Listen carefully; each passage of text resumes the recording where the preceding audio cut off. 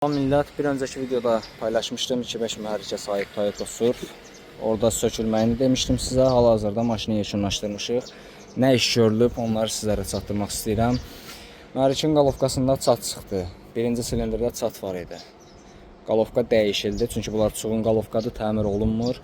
Ona görə qalovkanı dəyişdik. Turbo stent olundu. Turboda heç bir problem yoxdur. Radiator təmizləndi, biraz tutulmuşdu, o təmizləndi. Bir də burada bir baçoq quraşdırılmışdı, videoda fikir vermişdinizsə, yəni boş yerlər vardı. Baçoq ləğv olundu.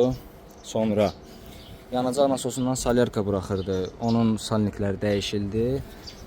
Sonra isə xadavoy sistemi nə varsa hamısı təmir olundu. Yəni polniklər cırıq idi, o dəyişildi. Sırqalar yerindən çıxmışdı, o dəyişildi. Sonra spidometr göstərmirdi, o təmir olundu.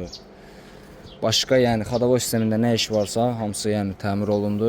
Bir dənə nasosda bir balaca problemimiz qaldı ki, o da maşın biraz qaldıqdan sonra bir balaca gec hodlanır. Yəni o da qısa zamanda təmir olunacaq, yəni aradan qaldırılacaq o problem.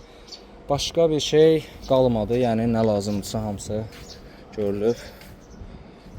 Bir dənə hodlayım, siz də şahid olun.